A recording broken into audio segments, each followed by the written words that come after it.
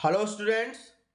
बच्चों, आज की क्लास में हम लोग बात करेंगे बैंडविड्थ के बारे में। ठीक है, लास्ट लेक्चर में मैंने बताया था क्वालिटी फैक्टर, ठीक है, that is sharpness of resonance, कि रेजोनेंस का जो ग्राफ है वो कितना ज़्यादा शार्प हो रहा है, तो उसको अपन क्वालिटी फैक्टर कहते थे। आज उसी क्वालिटी फैक्टर से एक जुड़ी हुई प्रॉपर्टी जिसका नाम है बैंडविड्थ, उसके बारे में अपन जानेंगे। ठीक है, बैंडविड्थ के बारे में भी जानेंगे और साथ ही साथ अपन जानेंगे एक्सप्रेशन फॉर क्वालिटी फैक्टर, इसको कैसे ड्राइव किया जाता है। तो चलिए वीडियो की शुरुआत करते हैं।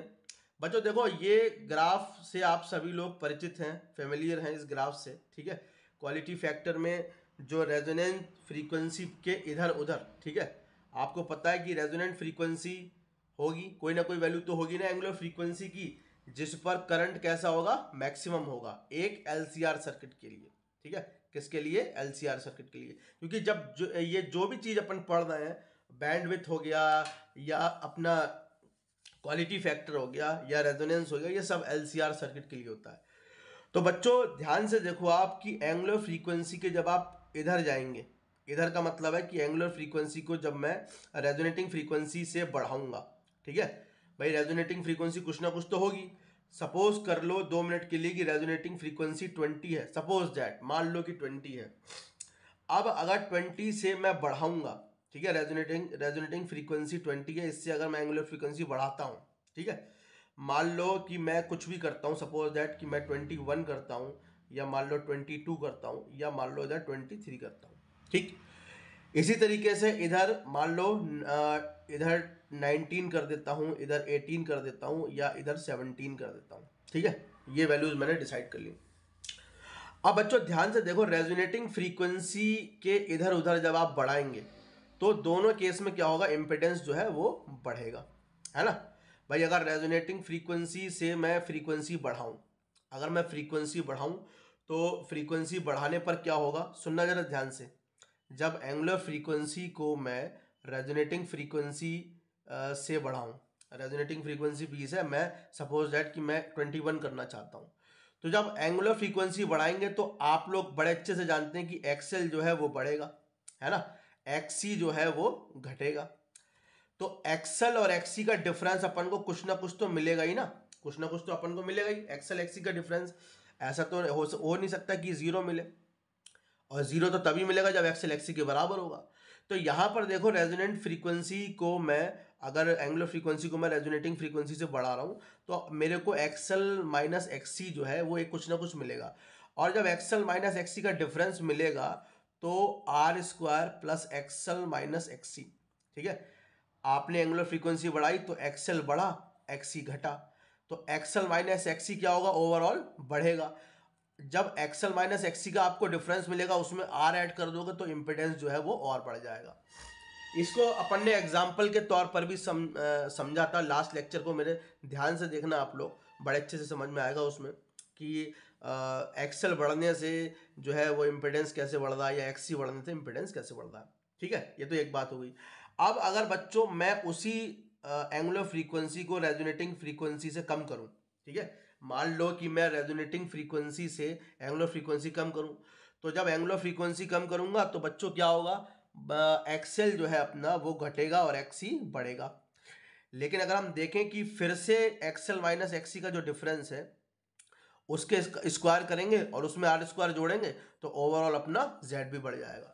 तो मेरा कहने का मतलब है कि दोनों तरफ जो है वो जेड जो है वो इंक्रीज हो रहा है, इधर भी इंक्रीज हो रहा है और इधर भी जेड इंक्रीज हो रहा है, और दोनों तरफ जो है जेड बढ़ने की वजह से करंट जो है वो डाउन हो रहा है।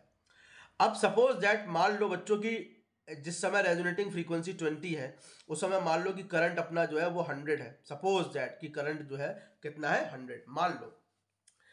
तो बच्चों जब मैं 19 फ्रीक्वेंसी करूंगा तो ये करंट जो 100 था, ठीक है, जो इसकी मैक्सिमम वैल्यू थी, रेजोनेटिंग फ्रीक्वेंसी पे मैक्सिमम वैल्यू होती ना, तो मान लो कि अगर मैं एंगुलर फ्रीक्वेंसी कम करूं तो इम्पिडेंस तो बढ़ रहा है। अब जब इम्पिडेंस बढ़ रहा है तो ये करंट भी 100 नहीं रहेगा, 100 से नीचे उतर आएगा, कुछ नीचे उतर आया। ठीक है, मान लो कि ये मैं इस तरीके से बनाता हूं कि 19 के सामने ये करंट मैंने मार्क कर दिया, तो सपोज दैट कि ये करंट 100 से कुछ कम हो गया, कुछ कम हो गया का मतलब मान लो कि 80 हो गया यहां पर। ठीक है। यहाँ पर सपोज दैट कि इस पॉइंट पर करंट कितना हो गया 80।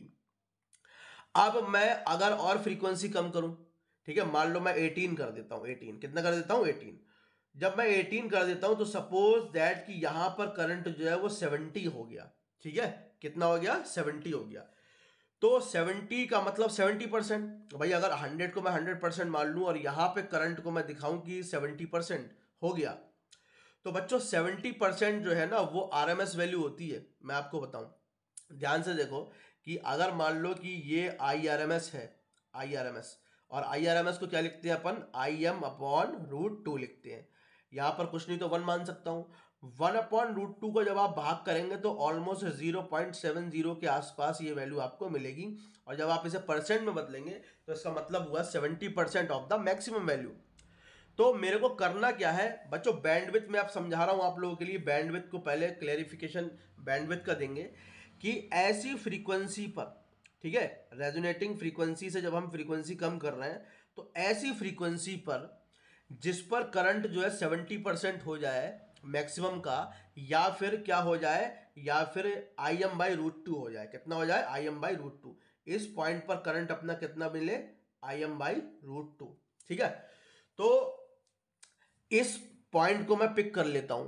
सेम सिलसिला जो है, मैं अगर रेजोनेटिंग फ्रीक्वेंसी से अगर मैं फ्रीक्वेंसी को बढ़ाऊं, सपोज दैट कि मैं 21 करूं, तब भी ये करंट जो है वो डाउन होगा, 100 तो रहेगा नहीं, ठीक है, कुछ ना कुछ तो होगा ही। सपोज करो कि यहाँ पर 80 हो गया। अब मान लो 22 पे मैं आया, तो 22 पे सपोज दैट कि 22 पे वही करंट जो 100 था वो यहाँ पे 70% बचा, या जो भी है आरएमएस बचा, तो ये हो जाएगा I M by root two, ठीक है ना। तो ध्यान से देखो, रेजोनेटिंग फ्रीक्वेंसी के दोनों तरफ, इधर भी जब हम कम कर रहे हैं और इधर भी जब हम बढ़ा रहे हैं, दोनों तरफ जब करंट हमारा 70% बचे, मैक्सिमम वैल्यू का 70% बचे, या फिर हमारा जो है मैक्सिमम वैल्यू का 1/√2 टाइम्स हो, इधर भी हो और इधर भी हो, तो उन फ्रीक्वेंसीज को अपन सेट कर लेते हैं। सपोज दैट इस फ्रीक्वेंसी को मैं ओमेगा 1 मान लेता हूं और इस फ्रीक्वेंसी को मैं ओमेगा 2 मान लेता हूं, ठीक है। बस इन्हीं फ्रीक्वेंसी का जो गैप है बच्चों, ओमेगा 2 माइनस ओमेगा 1, इन्हीं फ्रीक्वेंसी का जो गैप है, ये देखो, ये इसी फ्रीक्वेंसी का जो गैप होगा, इसी को अपन नाम देंगे बैंड विड्थ के बारे में, ठीक है। क्या नाम देंगे बच्चों, बैंड विड्थ नाम देंगे। तो समझ में आया आप लोगों को। तो ध्यान से देखो, एक बार फिर से बताता हूं कि ये मैंने ग्राफ यहां पर ड्रॉ कर लिया है इस तरीके से फिर से, और करंट जो है ये एक्सेस हो गई रेजोनेटिंग फ्रीक्वेंसी, ये हो गई रेजोनेटिंग फ्रीक्वेंसी पर करंट मैक्सिमम है, और दोनों तरफ जब मैं एंगुलर फ्रीक्वेंसी बढ़ाऊंगा या घटाऊंगा तो दोनों तरफ करंट जो है घट के कुछ इस तरीके से वेरी करेगा। और दोनों तरफ चाहे मैं बढ़ाऊं चाहे मैं घटाऊं, तो किसी एक पर्टिकुलर वैल्यू पर, किसी एक पर्टिकुलर वैल्यू पर ये करंट जो है वो मैक्सिमम का, ठीक है, कितना हो जाए 1/√2 टाइम्स इधर भी मिल जाए, और 1/√2 टाइम्स जो है, ये ओमेगा 2 मान लेता हूं मैं, और 1/√2 टाइम्स जो है मैक्सिमम वैल्यू का वो इधर भी मिल जाए, ठीक है। तो इन वैल्यूज को हम जो है, इन वैल्यूज को ओमेगा 1 ओमेगा 2 के डिफरेंस को क्या बोलेंगे बच्चों, इसके डिफरेंस को बोलेंगे अपन बैंड विड्थ, ठीक है ना। क्या बोलेंगे, बैंड विड्थ। तो यहां पर जो बैंड विड्थ आ गई बेटे, ठीक है, ये बैंड विड्थ मैं यहां पर लिखता हूं कि यहां पर जो अपनी बैंड विड्थ आ गई वो आ गई ओमेगा 2 माइनस का ओमेगा 1, ठीक है। क्या आ गई बैंड विड्थ, ओमेगा 2 माइनस का ओमेगा 1, ये आ गया, ठीक है ना। तो बैंडविड्थ आखिर होती क्या है, तो इसको ध्यान से सुनो आप लोग कि बैंडविड्थ क्या होती है, कि इट इज द डिफरेंस, ठीक है, ये डिफरेंस है, it is the difference of two frequencies, ठीक है, it is the difference of two angular frequencies either side of resonating frequency. ये डिफरेंस है दो फ्रीक्वेंसी का जो कि रेजोनेटिंग फ्रीक्वेंसी के दोनों तरफ इधर साइड मिल रही है।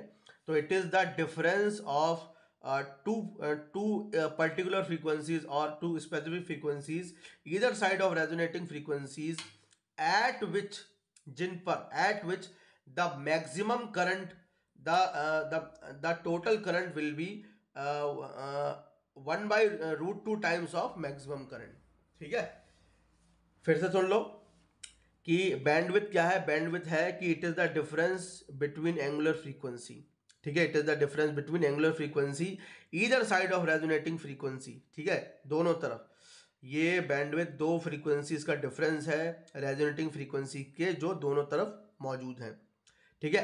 At these frequencies, at these individually frequencies भी कह सकते हैं, या ये भी कह सकते हैं कि at this frequency the current will be remains equal to 1/√2 times of maximum current, ठीक है, 1/√2 टाइम्स किसका, मैक्सिमम करंट का। तो इनके गैप को अपन क्या बोल रहे हैं, इनके गैप को अपन बोल रहे हैं बैंडविड्थ। समझ में आ गई ना बात बच्चों, ठीक है। तो ये तो बैंडविड्थ के बारे में बात हो गई। अब ध्यान से देखो, बैंडविड्थ जितना कम होगा, ठीक है, बैंडविड्थ जितना कम होगा ग्राफ उतना ही ज्यादा क्या होगा, शार्प होगा। यहाँ पर देखो आप लोग, मैं फिर से बनाता हूँ कि मान लो कि ये अपना इस तरीके से ये कर्व ऐसे गया, इस तरीके से गया, ठीक है, ये इस तरीके से गया। अब सपोज करो मैं इसी करंट को और ऊपर ले जाना चाहता हूँ, तो इस करंट को जब मैं और ऊपर ले जाऊंगा तो ये थोड़ा सा फ्लैट होता हुआ नजर आएगा, मतलब ये जो चौड़ाई है इसकी, ठीक है, ये जो चौड़ाई है ये थोड़ी सी कम होती हुई नजर आएगी, ठीक है ना। तो ध्यान रखना कि ग्राफ हमारा जितना ज्यादा शार्प होगा, ठीक है, बैंडविड्थ जो है वो उतना कम होना चाहिए, ठीक है। अगर बैंडविड्थ बढ़ जाएगा तो सिग्नल की स्ट्रेंथ जो है वो कम हो जाएगी। बच्चों एक्चुअली में हम लोग बैंड जब एलसीआर सर्किट में जब हम सिग्नल प्रोड्यूस करते हैं, सिग्नल बनाते हैं, ठीक है, तो उसमें हम लोग एक बात का ध्यान रखते हैं कि सिग्नल की स्ट्रेंथ जो है वो डाउन ना हो। अगर सिग्नल की स्ट्रेंथ डाउन हो गई तो प्रॉब्लम हो जाएगी, है ना। सिग्नल के डिस्टॉर्शंस होने की वजह से सिग्नल जो है अपने एक खत्म होते हुए पॉइंट की तरफ चलने लगेगा, ठीक है। और हमें लगातार सिग्नल प्राप्त करना है तो हमको उसकी हाइट जो है मेंटेन करनी पड़ेगी, और इसके लिए अपन को बैंडविड्थ जो है वो कैसी करनी पड़ेगी, कम करनी पड़ेगी, ठीक है ना बच्चों। तो ये तो हो गया अपना बैंडविड्थ। अब एक्सप्रेशन जान लेते हैं, ठीक है, क्वालिटी फैक्टर के लिए एक्सप्रेशन जान लेते हैं। तो चलिए इसको शुरुआत करते हैं यहाँ से। देखो बच्चों, क्वालिटी फैक्टर का एक्सप्रेशन करें उससे पहले मैं आप लोगों को क्वालिटी फैक्टर की एक डेफिनेशन और बता दूंगा। लास्ट लेक्चर में मैंने क्वालिटी फैक्टर के बारे में डिफाइन किया हुआ है, ठीक है, वो भी एक मेथड है। और ध्यान से देखो यहाँ पे क्वालिटी फैक्टर को हम कैसे डिफाइन करेंगे। बच्चों क्वालिटी फैक्टर आखिर हम बताते किसके लिए हैं, डिफाइन किसके लिए करते हैं। तो मैं आपको बताऊं कि क्वालिटी फैक्टर जो है हम दिखाते हैं अपनी बैंडविड्थ कितनी है इसको देखते हैं। बैंडविड्थ कितनी है दोनों तरफ, ठीक है, ये ओमेगा 1 और ये आ गई अपनी ओमेगा 2, ठीक है, ये ओमेगा 1 ओमेगा 2। एक तो अपन बैंडविड्थ देखेंगे और दूसरा ये देखेंगे कि ये मैक्सिमम करंट कितना है। तो मैक्सिमम करंट किस पे चेक करेंगे, रेजोनेटिंग फ्रीक्वेंसी पे चेक करेंगे, ठीक है।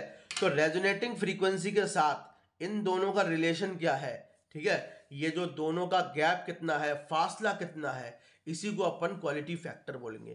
क्योंकि क्वालिटी फैक्टर जो है बच्चों वो ग्राफ के शार्पनेस से आता है, और शार्पनेस जो है वो आती है बैंडविड्थ के जो है कम करने से या बढ़ने से ये इफेक्ट होती है, ठीक है, इसकी शार्पनेस। और साथ ही साथ मैक्सिमम वैल्यू भी इफेक्ट होती है। तो वो मैक्सिमम वैल्यू जो है वो रेजोनेटिंग फ्रीक्वेंसी के लिए रिस्पॉन्सिबल है।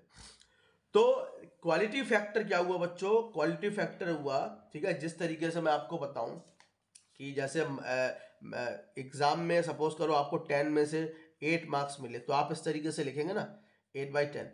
तो इसी तरीके से कि बैंडविड्थ के रिस्पेक्ट में, ठीक है, बैंडविड्थ के रिस्पेक्ट में मतलब ओमेगा 2 माइनस ओमेगा 1 के रिस्पेक्ट में आखिर आपकी रेजोनेटिंग फ्रीक्वेंसी क्या है, ठीक है, उसके रिस्पेक्ट में रेजोनेटिंग फ्रीक्वेंसी क्या है।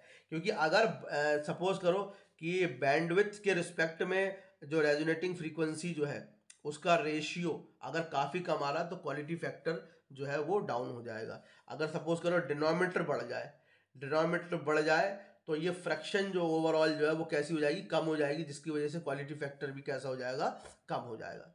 तो quality factor is defined as the ratio of resonating frequency to the bandwidth, ठीक है। ये जो है आपकी रेजोनेटिंग फ्रीक्वेंसी, मैं इसको लिख लूंगा रेजोनेटिंग फ्रीक्वेंसी, ठीक है, रेजोनेटिंग फ्रीक्वेंसी हो गई, और ये क्या हो गया, बैंडविड्थ। कॉन्सेप्ट क्लियर हो गया ना बच्चों, ठीक है। चलो, और इसको बच्चों अपन ऐसे भी लिख सकते हैं ओमेगा आर अपॉन, इसको लिख सकते हैं अपने लोग कि देखो रेजोनेटिंग फ्रीक्वेंसी में अगर मैं कुछ ऐड करूं, ठीक है, रेजोनेटिंग फ्रीक्वेंसी में कुछ ऐड करूं, सपोज करो ओमेगा 2 मुझे पता नहीं है, ठीक है, लेकिन रेजोनेटिंग फ्रीक्वेंसी से ज़्यादा ही होगा ये, तो सपोज करो रेजोनेटिंग फ्रीक्वेंसी में मैं डेल्टा ओमेगा ऐड कर देता हूँ, तो ये क्या बन जाएगा आपका, ये बन जाएगा ओमेगा 2। और इसी रेजोनेटिंग फ्रीक्वेंसी में मैं अगर डेल्टा ओमेगा जो है वो क्या कर दूँ, सब्ट्रैक्ट कर दूँ, ठीक है, ये यहाँ पे मैंने सब्ट्रैक्ट कर दिया हुआ है, ठीक, तो ये क्या बन जाएगा, ओमेगा 1 बन जाएगा। अब इन दोनों को जरा, इन दोनों का सब्ट्रैक्ट कीजिए तो साइन बदल जाएंगे सब्ट्रैक्ट करने पर, है ना, ये बदल गया साइन, तो ओमेगा आर से तो ओमेगा आर तो कट गया, और ये कितना हुआ 2 डेल्टा ओमेगा, और ये हो गया ओमेगा 2 माइनस ओमेगा 1।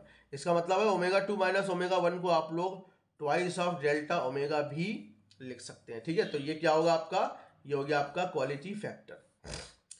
तो बच्चों क्वालिटी फैक्टर का अब एक्सप्रेशन शुरू होने जा रहा है, तो ध्यान से देखिएगा कि शुरुआत करते हैं। देखो बच्चों, ये जो पॉइंट्स हैं हमारे, ये जो पॉइंट्स, ठीक है, ये पॉइंट्स हैं, लास्ट वीडियो में मैंने बताया था कि ये हमारे हाफ पावर पॉइंट्स भी होते हैं, ठीक है, क्या होते हैं, हाफ पावर पॉइंट्स भी होते हैं।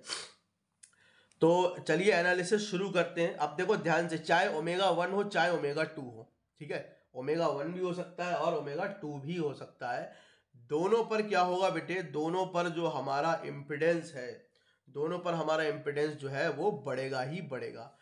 अब जब इम्पिडेंस बढ़ेगा दोनों तरफ, तो क्या होगा, दोनों तरफ हमारा करंट भी जो है वो डाउन होगा, मैक्सिमम तो रहेगा नहीं, कैसा होगा, डाउन होगा। तो मुझे दोनों पर जो है करंट अगर मैं डिफाइन करूं एक तरीके से, तो वो आरएमएस करंट ही होगा, ठीक है, कितना होगा, आरएमएस करंट होगा, और उस आरएमएस करंट को अपन लिख सकते हैं आई बाई √2, ठीक है। अब देखो IRMS की अगर बात करें तो इसको हम लिखेंगे ERMS लिखेंगे, और इम्पिडेंस क्योंकि ज़्यादा है तो अपन इसको लिखेंगे Z, है ना, दुनिया का कोई भी करंट जो है वो कितना होता है, वो आपका ERMS अपॉन Z ही होता है LCR सर्किट के लिए, या EMF अपॉन रेजिस्टेंस जो अपने लोग 10वीं में पढ़ते थे, कोई भी करंट है वो वोल्टेज अपॉन रेजिस्टेंस ही होता है। तो IRMS को अपन ERMS अपॉन Z लिख सकते हैं, और ERMS और Z की वैल्यू क्या होगी, यहाँ पे Z की वैल्यू होगी R² प्लस XL माइनस का XC का स्क्वायर, ठीक है, नॉर्मल वे में। अब IM क्या है, IM मैक्सिमम करंट है। मैक्सिमम करंट कब होगा बच्चों, अभी अभी मैंने आपसे कहा कि दुनिया का कोई भी करंट जो है वो V/R ही लिखा जा सकता है, वोल्टेज अपॉन इम्पिडेंस या रेजिस्टेंस ही लिखा जा सकता है। अगर रेजिस्टेंस कम से कम होगा तभी तो करंट मैक्सिमम होगा, तो करंट मैक्सिमम है, ये वाला करंट मैक्सिमम किस पे है, रेजोनेटिंग फ्रीक्वेंसी पे, और रेजोनेटिंग फ्रीक्वेंसी पे जो इम्पिडेंस है वो घट के कितना रह जाता है, R रह जाता है, तो ये बात आप जानते होंगे। तो मैं यहाँ पर IM को क्या लिख सकता हूँ, IM को लिख सकता हूँ ERMS अपॉन R, ठीक है, IM को क्या लिखूंगा, ERMS अपॉन R, और ये हो जाएगा अपना √2। तो यहाँ देखो ERMS से ERMS तो कैंसिल हो गया, दोनों का क्रॉस मल्टीप्लाई कर लीजिए, है ना, तो जब क्रॉस मल्टीप्लाई करेंगे दोनों का तो ये हो जाएगा आपका R√2, ठीक है, और ये हो जाएगा √R² plus XL minus XC का होल स्क्वायर, ठीक है। फिर क्या काम करिए, दोनों तरफ स्क्वायर कर दीजिए, रूट हटा लीजिए, तो बच्चों ये हो जाएगा अपना R² और ये हो जाएगा 2, है ना, इसका स्क्वायर हटाएंगे, सॉरी इसका रूट हटाएंगे तो क्या होगा, R² plus XL minus XC का होल स्क्वायर। अब इसको आप बदल ले चलिए, तो 2R में से जब आप एक R² निकाल दोगे, ठीक है, तो आपको R² ही प्राप्त होगा, और इधर XL को अपन लिख सकते हो ओमेगा L, और XC को लिख सकते हो 1/ωc का होल स्क्वायर, ठीक है ना। चलो एक बात हो गई। अब उसके बाद देखो यहाँ पर क्या है कि इधर ये ओमेगा L माइनस, ठीक है, दिख रहा है ना, ओमेगा L माइनस 1/ωc का होल स्क्वायर, और इसको आप लिख सकते हैं, क्या लिख सकते हैं, इसको आप लिख सकते हैं R²। जब ये स्क्वायर रूट में उधर पहुंचाऊंगा तो मेरे को क्या मिलेगा, ओमेगा L माइनस 1/ωc, और जब इसको मैं उधर पहुंचाऊंगा तो ये हो जाएगा √R², और ये हमको मिलेगा प्लस माइनस R के बराबर, है ना, ठीक है ना। सिर्फ R मत लिख देना, AC फंक्शन है, दोनों कंसिडर करेंगे। जिस तरीके से एक्स स्क्वायर अपना 4 होता है और यहाँ पर इसका रूट निकालेंगे तो प्लस माइनस 2 इसके रूट्स आ जाएंगे, ठीक है, इसके सॉल्यूशंस आ जाएंगे। तो उसी तरीके से omega L minus 1 by omega C को अपन क्या लिख सकते हैं, प्लस माइनस आर लिख सकते हैं, ठीक है। तो बारी बारी से एक बार omega L minus omega C को माइनस आर के बराबर और एक बार प्लस आर के बराबर अपन लोग जो है यहाँ पर पुट करेंगे।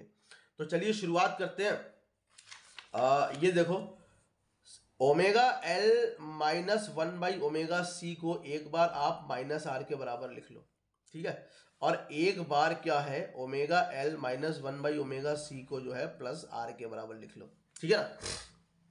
अब देखो, क्योंकि दोनों तरफ हमको जो है वो करंट मिल रही है, ठीक है, IRMS करंट मिल रही है, इधर भी और इधर भी, ठीक है, इधर भी और इधर भी। बच्चों क्या ये IRMS नहीं है? बिल्कुल IRMS है, लेकिन ये IRMS की मैक्सिमम वैल्यू है। कैसी है IRMS की मैक्सिमम वैल्यू? तो हम यहाँ पर IRMS की जो है इसको मैक्सिमम वैल्यू भी बता सकते हैं, ठीक है ना। तो ध्यान से देखो कि अगर मैंने किसी फ्रीक्वेंसी पे सेट किया, ओमेगा 1 पे मैंने सेट किया मान लो, तो ओमेगा 1 पर अगर मैं ये चीज़ कैलकुलेट कर रहा हूँ, ठीक है, तो मेरे को यहाँ पर ओमेगा 1 रखना पड़ेगा, ठीक है, क्योंकि ये जो हमको मिला है ये सब जो है किससे मिला है, ये हमें इसी से ही मिला है, इसी को हमने कंसीडर करके माना हुआ है, ये वाला करंट है ना, ये वाला करंट माना हुआ है Im/√2, ठीक है। रेजोनेटिंग फ्रीक्वेंसी पर तो करंट है ही मैक्सिमम। तो क्या काम करेंगे बच्चों कि इसको मैं ओमेगा 1 पर एक बार ऑपरेट करा देता हूँ, ठीक है। किस पे ऑपरेट करा देता हूँ? एक बार ओमेगा 1 पे। तो यहाँ पे देखो एट ओमेगा 1, ओमेगा 1 पर जब मैं इसको ऑपरेट कराऊंगा बच्चों तो ये हो जाएगा ओमेगा 1L माइनस का 1/ओमेगा 1C और ये माइनस का R, ठीक है ना। इसको मान लीजिए इक्वेशन 1, ठीक है, इसको क्या मान लेंगे, इक्वेशन 1। अभी मैं ये भी बताऊंगा कि ओमेगा 1L माइनस 1/ओमेगा सी को माइनस R क्यों रखा हुआ है, ठीक है। अच्छा, उसके बाद देखो यहाँ पर क्या है कि अगर मैं इसी इक्वेशन को एट ओमेगा 2 पर, ठीक है, इसी इक्वेशन को एट ओमेगा 2 पर लूँ तो ओमेगा 2L माइनस 1/ओमेगा 2C बराबर प्लस का R, ये कोई इक्वेशन 2, ठीक है। अब मैंने यहाँ पर प्लस आर क्यों नहीं लिया, यहाँ पर माइनस ही क्यों लिया, या यहाँ पे प्लस आर क्यों लिया, माइनस क्यों नहीं लिया? तो इस बात को समझते हैं अपन। देखो बच्चों, ऐसा है ना कि जब आप ओमेगा 1 रख रहे हैं, ठीक है, ओमेगा 1 क्या है, ओमेगा 1 रेजोनेटिंग फ्रीक्वेंसी से तो कम है। तो जब फ्रीक्वेंसी कम होगी, ध्यान से देखो, ये फ्रीक्वेंसी जब कम होगी तो ये क्या है, एक्सएल ही तो है, ये वैल्यू जो है आपको जो मिल रही है ये वैल्यू, ये एक्सएल ही तो है। ओमेगा जब हम घटाएंगे तो क्या एक्सएल घटेगा नहीं, क्या एक्सी बढ़ेगा नहीं? बिल्कुल बढ़ेगा, है ना। जब एक्सएल आपका घटेगा, सपोज दैट कि एक्सएल आपका 2 हो जाए और एक्सी आपका 3 हो जाए, तो इनका डिफरेंस कितना होगा, डिफरेंस हो जाएगा माइनस, ठीक है ना। क्या हो जाएगा, इनका डिफरेंस माइनस हो जाएगा। तो जब डिफरेंस माइनस हो जाएगा यार, तो हम आर की वैल्यू को पॉजिटिव कैसे पिक कर सकते हैं, तो हम उसकी वैल्यू को निगेटिव पिक करेंगे। इसी तरीके से जब एट ओमेगा 2, ठीक है, ओमेगा 1 तो इधर था और ओमेगा 2 इधर था, तो ओमेगा 2 जब हम लिखेंगे यहाँ पे, ठीक है, ओमेगा 2 जब अपने लोग यहाँ पे लिखेंगे तो ओमेगा 2 की फ्रीक्वेंसी तो ज़्यादा है। तो जब ओमेगा अपना बढ़ गया तो बच्चों एक्सएल भी बढ़ गया और एक्सी कैसा हो गया, कम हो गया। तो यहाँ पर ओमेगा 2L जो है वो ज़्यादा होगा एज कंपेयर टू ओमेगा 1/ओमेगा 2C के, ठीक है। तो ज़्यादा वाले में से कम वाला घटाएंगे तो अपन को क्या मिलेगा, प्लस का R ही मिलेगा, ठीक है। अब मैं क्या काम करता हूँ, अब इन दोनों इक्वेशंस को जोड़ देता हूँ, एडिंग, ठीक है, इक्वेशन 1 एंड 2, 1 और 2 को आप ऐड कर दीजिए। तो जब आप ऐड करेंगे तो ये तो कैंसिल आउट हो जाएंगे, ठीक है, ये इधर बच जाएगा 0 ऐड करने पर। इधर देखो जरा, दोनों तरफ L कॉमन नहीं है क्या, ठीक है, डायरेक्ट मैं लिख रहा हूँ L कॉमन कर लेता हूँ मैं, यहाँ पे L कॉमन कर लिया, बचेगा ओमेगा 1 प्लस ओमेगा 2। और इधर क्या काम किया मैंने, इधर देखो माइनस का 1/C कॉमन कर लेते हैं, तो इधर बचेगा 1/ओमेगा 1, ठीक है, प्लस 1/ओमेगा 2, ठीक। उसके बाद ये पूरी टर्म जब उठा के इधर रखेंगे तो ये प्लस की हो जाएगी। तो यहाँ पर रखेंगे L, इधर रखूंगा मैं ओमेगा 1 प्लस का ओमेगा 2, और इधर रखूंगा मैं 1/C, ठीक है, 1/ओमेगा 1 प्लस 1/ओमेगा 2, ठीक है। अच्छा, उसके बाद क्या काम करते हैं बच्चों, उसके बाद यहीं पे देखो मैं 1/C, इसी को थोड़ा सा आगे बढ़ा रहा हूँ, ठीक है, यहाँ पर ओमेगा 1 ओमेगा 2 कॉमन कर लीजिए, इधर ओमेगा 1 इधर ओमेगा 2। तो जब इधर कॉमन करेंगे तो इधर कितना बचेगा, ओमेगा 2 बचेगा प्लस ओमेगा 1 बचेगा। मतलब यही इक्वेशन सॉल्व होके ये आ गई। ठीक है, स्टेप 1 बचा दिया। तो यहाँ पे देखो इधर तो है अपना L ओमेगा 1 प्लस ओमेगा 2 है ना, और इधर क्या है अपना 1/c ओमेगा 2 प्लस ओमेगा 1, और इधर हो गया ओमेगा 1 ओमेगा 2। ये तो कैंसिल हो गए दोनों, है ना, ये तो दोनों कैंसिल हो गए। तो इधर बचा अपना ये ओमेगा 1 ओमेगा 2 को मैं इधर ले चलता हूँ। ठीक है, ओमेगा 1 ओमेगा 2 को सिंपल मैच कर रहे हैं और कुछ भी नहीं है, और ये 1/LC। तो एक इक्वेशन हमको ये मिल गई। ठीक है, इस इक्वेशन का यूज अपन आगे करेंगे। ठीक है, अब क्या काम करते हैं, जो इक्वेशन 1 और 2 हमको दिखी थी, अब हम एक और टर्म बनाते हैं। तो अब हम क्या काम करते हैं, इक्वेशन 2 में से 1 को सब्ट्रैक्ट कर देंगे। ठीक है, तो मैं वापस से इक्वेशन 2 में से 1 को मैं सब्ट्रैक्ट कर रहा हूँ, यहीं पर मैं सब्ट्रैक्ट कर देता हूँ। ध्यान से देखो आप लोग, इधर ये इक्वेशन 2 है, तो इस इक्वेशन को यहाँ लिख लो, ओमेगा 2L माइनस का 1/ओमेगा 2C बराबर प्लस का R। ठीक है, इक्वेशन 1 को लिखूंगा तो ओमेगा 1, बच्चों इस बार हम क्या काम कर रहे हैं, इक्वेशन 2 में से 1 को सब्ट्रैक्ट कर रहे हैं। ध्यान रखना, इक्वेशन 2 में से इक्वेशन 1 को अपन सब्ट्रैक्ट कर रहे हैं, इसको देख लेना। वही ब्लॉक मैंने इसका अलग से बनाया हुआ है, इक्वेशन 2 में से 1 को सॉल्व करना है। तो इक्वेशन 2 उतार दी, फिर इक्वेशन 1 उतार दी। इक्वेशन 1 क्या है, ओमेगा 1L माइनस का 1/ओमेगा 1C बराबर ये हो जाएगा माइनस का R। ठीक है, अब इनको सॉल्व करिए। तो जब इनको सब्ट्रैक्ट करोगे तो नीचे के साइन तो बदल जाएंगे, क्यों भाई, है ना, इधर भी बदल जाएंगे, ये माइनस का हो जाएगा, ये प्लस का हो जाएगा, ये प्लस का हो जाएगा।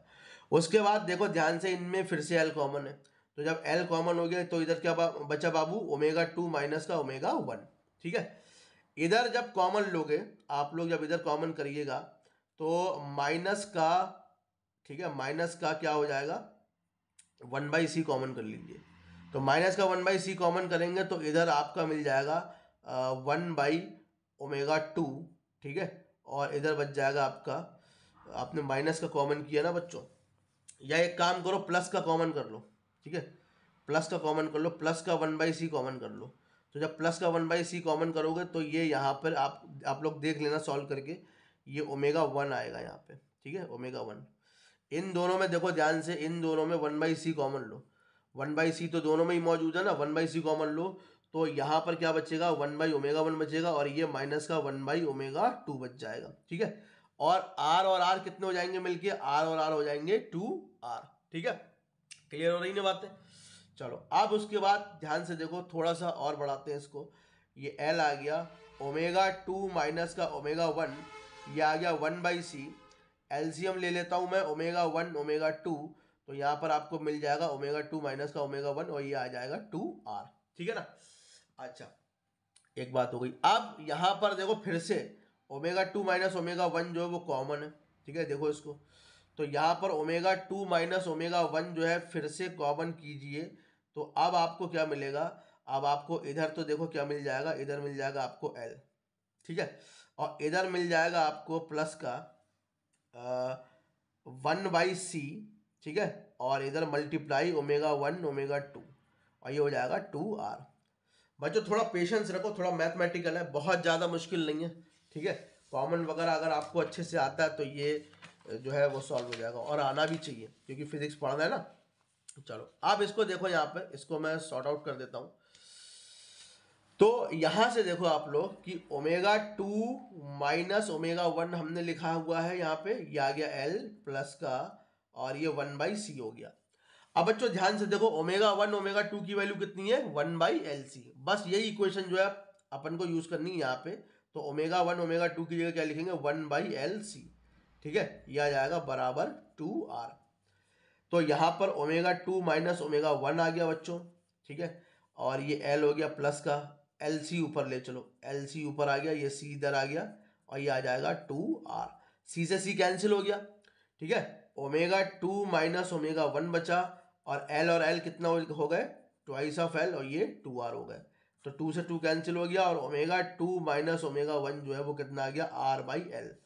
बच्चों ये बहुत इंपॉर्टेंट बात आई है यहाँ पे, ओमेगा 2 माइनस ओमेगा 1 किसके बराबर हम लोगों ने निकाल दिया है, हम लोगों ने निकाल दिया है R बाई एल के, ठीक है ना। अच्छा, क्यों निकाला है, ये इतना फजीता हमने किया क्यों है, तो ये फजीता हमने इसलिए किया है बच्चों की क्वालिटी फैक्टर जो है अब वो अपन लिखते हैं omega R upon omega 2 minus omega 1। Omega R की वैल्यू तो हमको पता है, रेजोनेटिंग फ्रीक्वेंसी का हमको पता है, हम लोग पहले पढ़ चुके हैं, ठीक है। रेजोनेटिंग फ्रीक्वेंसी क्या होती है, रेजोनेटिंग फ्रीक्वेंसी होती है 1/√LC, ठीक है। तो ऊपर तो मैं लिख लूंगा 1/√LC, है ना। और ओमेगा 2 माइनस ओमेगा 1 की जगह क्या लिखूंगा, R/L लिखूंगा, लिखूंगा नहीं लिखूंगा।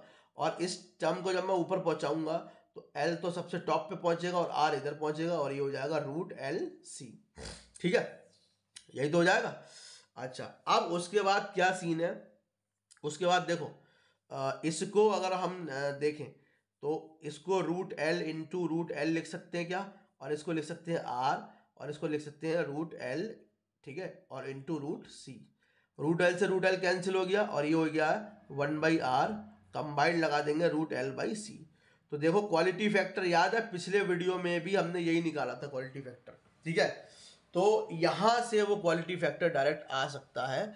और एक चीज़ मैं आपको और बता दूं बच्चों कि थोड़ा सा अगर हम इसको एडजस्ट करें, फिर से अगर हम लोग एडजस्ट करें, इस टर्म को देखिए आप लोग, इस टर्म को, केवल इस टर्म पे ध्यान दीजिए कि Q is equal to omega को आप लोग क्या लिखते हैं, ध्यान से देखो, ओमेगा को आप लोग लिखते हैं जैसे रेजोनेटिंग फ्रीक्वेंसी, तो आप इसको लिख सकते हैं 1/√LC, ठीक है ना। तो या एक काम करो, इसको रहने दो, केवल यहीं तक इसको देख लो, Q is equal to 1/R और ये आ जाएगा √L/C, ठीक है